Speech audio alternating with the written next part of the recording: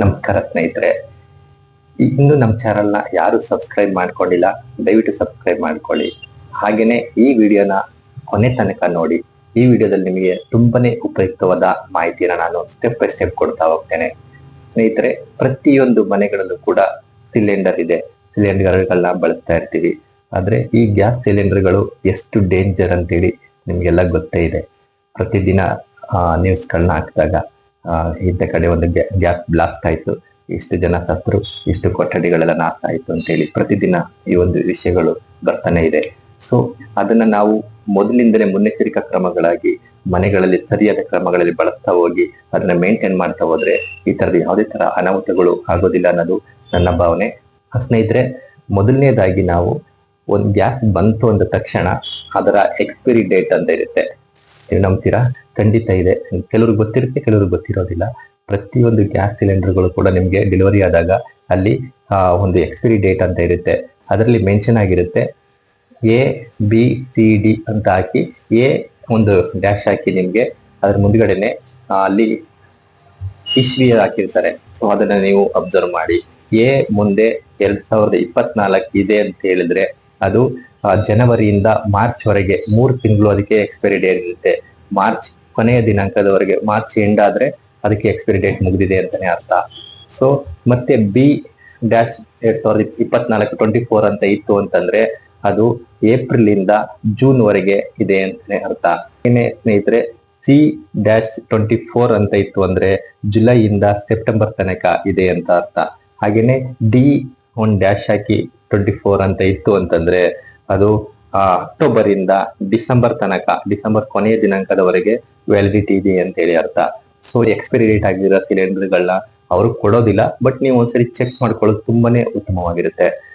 So ಹಾಗೇನೆ ಎರಡನೆಯ ಅಂಶ ಏನು ಅಂತ ಹೇಳಿದ್ರೆ, ನೀವು ಎಕ್ಸ್ಟ್ರಾ ಸಿಲಿಂಡರ್ ಇಟ್ಕೊಂಡಿರ್ತೀರಾ ಅಥವಾ ಕೆಲವೊಬ್ರು ಬಳಸ್ತಕ್ಕಂಥ ಸಿಲಿಂಡರ್ಗಳನ್ನ ಯಾವುದೇ ಕಾರಣಕ್ಕೂ ಕೂಡ ಅಡ್ಡ ಮಲಗಿಸಿ ಇಡಬೇಡಿ. ಸಿಲಿಂಡರ್ಗಳು ಯಾವಾಗ್ಲೂ ಕೂಡ ಸ್ಟ್ರೈಟೇ ಇರಬೇಕು, ನೇರವಾಗಿ ಸಿಲಿಂಡರ್ಗಳನ್ನ ಇಡಬೇಕಾಗುತ್ತೆ. ಸೊ ನೀವು ಅಡ್ಡ ಇಟ್ಟು ಅಂತ ಹೇಳಿದ್ರೆ ಲೀಕೇಜ್ ಆಗೋ ಸಾಧ್ಯತೆ ಹೆಚ್ಚಿರುತ್ತೆ, ಅದರಿಂದ ಅನಾಹುತಗಳಾಗೋ ಚಾನ್ಸಸ್ ಇರುತ್ತೆ. ಸೊ ಯಾವುದೇ ಕಾರಣಕ್ಕೂ ಯಾವುದೇ ಸಿಲಿಂಡರ್ಗಳನ್ನ ನೀವು ಎಕ್ಸ್ಟ್ರಾ ಸಿಲಿಂಡರ್, ಒಂದ್ ಸಿಲಿಂಡರ್ ಫಿಟ್ ಆಗಿರುತ್ತೆ, ಇನ್ನೊಂದು ಸಿಲಿಂಡರ್ ಬುಕ್ ಮಾಡ್ತಿರ್ತೀರ, ಸಿಲಿಂಡರ್ ಬಂದಾಗ ಅದನ್ನ ಜಾಗ ಇಲ್ಲ ಅಂತ ಹೇಳಿ ಮಲಗಿಸಿ ಇಡಬೇಡಿ. ಸೊ ಅದನ್ನ ಯಾವಾಗ್ಲೂ ಕೂಡ ನೇರವಾಗಿ ನಿಲ್ಲಿಸಿ ಇಡಬೇಕಾಗುತ್ತೆ. ನೀವು ಬಳಸ್ತಕ್ಕಂಥ ಸಿಲಿಂಡರ್ ಆಗ್ಬೋದು ಅಥವಾ ಎಕ್ಸ್ಟ್ರಾ ಇರೋ ಸಿಲಿಂಡರ್ ಆಗ್ಬೋದು, ಎರಡನ್ನು ಕೂಡ ನೇರವಾಗಿ ಇಟ್ಟು ಉಪಯೋಗಿಸೋದು ತುಂಬಾನೇ ಒಳ್ಳೆಯದು. ಸ್ನೇಹಿತರೆ, ಹಾಗೇನೆ ಮೂರನೇ ಅಂಶ ಏನು ಅಂತ ಹೇಳಿದ್ರೆ, ನೀವು ಸಿಲಿಂಡರ್ ಬುಕ್ ಮಾಡಿದಾಗ ಸಿಲಿಂಡರ್ ನಿಮ್ ಮನೆಗೆ ಬರುತ್ತೆ. ಸೊ ಬರ್ತಿದಂಗೆನೆ ಸೀಲ್ಡ್ ಇದೆಯಾ ಅಂತ ಚೆಕ್ ಮಾಡ್ಕೊಳ್ಳಿ. ಸೀಲ್ಡ್ ಇದ್ರೆ ಅದು ಒಳ್ಳೆಯದು. ಹಾಗೇನೆ ಅಂತ ಸೀಲ್ ಚೆಕ್ ಬಂದಿದ್ರು ಕೂಡ ಕೆಲವೊಂದ್ಸತಿ ಲೀಕೇಜ್ ಆಗೋ ಹೊಸ ಸಿಲಿಂಡರ್ ನಿಮ್ಗೆ ಗೊತ್ತಿದೆ, ಕೆಲವೊಂದ್ಸತಿ ನೀವು ಕೂಡ ವಾಪಸ್ ಕೊಟ್ಟಿರ್ತೀರಿ ಎಷ್ಟು ವರ್ಷಗಳಲ್ಲಿ. ಸೊ ಹೊಸ ಸೀಲ್ಡ್ ಆಗಿರೋದು ಕೂಡ ಅವ್ರು ಎಷ್ಟೇ ಚೆಕ್ ಮಾಡ್ಕೊಟ್ಟಿದ್ರು ಲೀಕೇಜ್ ಆಗೋ ಸಾಧ್ಯತೆ ತುಂಬಾನೇ ಇರುತ್ತೆ. ಸೊ ನೀವು ಬಂದಾಗ ಸೀಲ್ಡ್ ಇದೆಯಾ ಚೆಕ್ ಮಾಡ್ಕೊಳ್ಳಿ. ಹಾಗೇನೆ ಸೀಲ್ ನ ಓಪನ್ ಮಾಡಿದ್ಮೇಲೆ ಸೊ ಒಂದ್ ಸ್ವಲ್ಪ ನೀರ್ನ ಆ ಸೀಲ್ ಮೇಲ್ಗಡೆ ಸ್ವಲ್ಪ ನೀರ್ನ ಹಾಕಿದ್ರೆ ಅಲ್ಲಿ ಬಬಲ್ಸ್ ಟೈಪ್ ಬರ್ತಾ ಇದೆ ಅಂದ್ರೆ ಗ್ಯಾಸ್ ಲೀಕೇಜ್ ಆಗ್ತಿದೆ ಅಂತ ಅರ್ಥ. ಅದನ್ನ ಬಳಸಕ್ ಹೋಗ್ಬೇಡಿ, ರಿಟರ್ನ್ ಮಾಡ್ಬೋದು ನೀವು. ಸೊ ಏನು ನೀರಿಂದ ಯಾವುದೇ ತರ ಬಬಲ್ಸ್ ಬರ್ತಾ ಇಲ್ಲ ಮೇಲ್ಗಡೆಗೆ ಅಂತ ಹೇಳಿದ್ರೆ ಸೀಲ್ ಓಪನ್ ಮಾಡಿ ನೀರ್ ಹಾಕಿದಾಗ ನೀವು, ಸೊ ಅದು ಏನು ತೊಂದರೆ ಇಲ್ಲ ಅಂತ ಅರ್ಥ. ಸೊ ಇದನ್ನು ಕೂಡ ನೀವು ಬಂದಾಗ ಚೆಕ್ ಮಾಡ್ಕೋಬೇಕಾಗುತ್ತೆ. ಹಾಗೇನೆ ಸ್ನೇಹಿತರೆ, ನಾಲ್ಕನೇ ಅಂಶ, ನೀವು ಗ್ಯಾಸ್ ಪೈಪ್ಗಳನ್ನ ದಯವಿಟ್ಟು ಚೆಕ್ ಮಾಡ್ಕೊಳ್ತಾ ಇರಿ. ಹಾಗೇನೆ ದುಡ್ಡು ಖರ್ಚಾಗುತ್ತೆ ಅಂತ ಹೇಳಿ ಸುಮಾರು 2 ವರ್ಷ 3 ವರ್ಷ ಅದೇ ಗ್ಯಾಸ್ ಪೈಪ್ಗಳನ್ನ ಬಳಸಕ್ ಹೋಗ್ಬೇಡಿ. ಯಾಕಂದ್ರೆ ಅದು ಚೆನ್ನಾಗಿರೋ ಗ್ಯಾಸ್ ಪೈಪ್ಗಳು ನಿಮ್ಗೆ 200 - 400 ಒಳಗಡೆ ಅಷ್ಟೊಳಗಡೆ ಸಿಗುತ್ತೆ.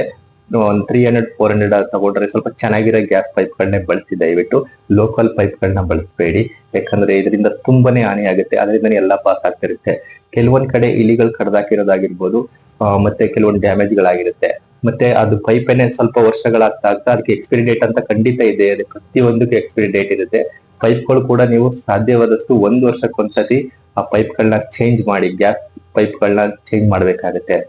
ಗ್ಯಾಸ್ ಪೈಪ್ಗಳಿಂದನೇ ಅತಿ ಹೆಚ್ಚು ಲೀಕೇಜ್ ಆಗಿ ಸಿಲಿಂಡರ್ ಸ್ಫೋಟ ಆಗಿರೋದನ್ನ ನೀವೆಲ್ಲರೂ ಕೂಡ ನೋಡಿರ್ತೀರಾ. ಸೊ ಹಾಗಾಗಿ ದಯವಿಟ್ಟು ಗ್ಯಾಸ್ ಪೈಪ್ಗಳನ್ನ ಪದೇ ಪದೇ ಚೆಕ್ ಮಾಡ್ಕೊಳ್ತಾ ಇರಿ, ಮತ್ತೆ ಅದನ್ನ ಚೇಂಜ್ ಮಾಡಿ. ಗ್ಯಾಸ್ ಪೈಪ್ಗಳಿಂದನೇ ಸುಮಾರು ಸತಿ ಲೀಕೇಜ್ ಆಗಿರುತ್ತೆ. ಅದಕ್ಕೆ ಸುಮಾರು ತರ ಕಾರಣಗಳಿರ್ಬೋದು. ಮಿಸ್ ಆಗಿ ಏನೋ ಟಚ್ ಆಗಿ ಅದು ಓಲ್ ಆಗಿರೋದಿರ್ಬೋದು, ಅಥವಾ ಇಲಿಗಳು ಕೆಲವೊಂದ್ ಕಡೆ ಇಲಿ ಕಡ್ದಿರೋದಾಗಿರ್ಬೋದು, ಏನೇ ಒಂದಾಗಿರುತ್ತೆ. ಹಾಗಾಗಿ ನೀವು ಗ್ಯಾಸ್ ಪೈಪ್ಗಳನ್ನ ಚೆಕ್ ಮಾಡ್ಕೊಳ್ತಾ ಇರಿ. ಹಾಗೇನೆ ಅದನ್ನ ವರ್ಷಕ್ಕೆ ಸಾಧ್ಯವಾದಷ್ಟು ವರ್ಷಕ್ಕೆ ಒಂದ್ಸತಿ ಅದನ್ನ ಚೇಂಜ್ ಮಾಡಿ. ಹಾಗೇನೆ ಸ್ನೇಹಿತರೆ, ನೀವು ಫಸ್ಟ್ ಸ್ಟವ್ನ ಆನ್ ಮಾಡೋದಕ್ಕೂ ಮುಂಚಿತವಾಗಿ ಅಲ್ಲಿ ಸ್ಮೆಲ್ ನ ಚೆಕ್ ಮಾಡಿ. ವಾಸನೆ ಬರ್ತಾ ಇದೆ ಗ್ಯಾಸ್ ಅಂತ ಹೇಳಿದ್ರೆ ದಯವಿಟ್ಟು ಸ್ಟವ್ನ ಆನ್ ಮಾಡಕ್ ಹೋಗ್ಬೇಡಿ. ಸ್ವಲ್ಪ ಹೊತ್ತು ಕಿಟಕಿಗಳಾಗ್ಬೋದು, ಬಾಗಿಲುಗಳಾಗ್ಬೋದು ಎಲ್ಲಾನು ಓಪನ್ ಮಾಡ್ಬಿಡಿ. ತದನಂತರ ಎಲ್ಲಿ ಅದು ಲೀಕೇಜ್ ಆಗ್ತಿದೆ ಚೆಕ್ ಮಾಡಿ, ಆ ಪಾರ್ಟ್ ನ ರೆಡಿ ಮಾಡಿಸಿ ತದನಂತರವೇ ನೀವು ಸ್ಟವ್ನ ಹಚ್ಬೇಕಾಗುತ್ತೆ.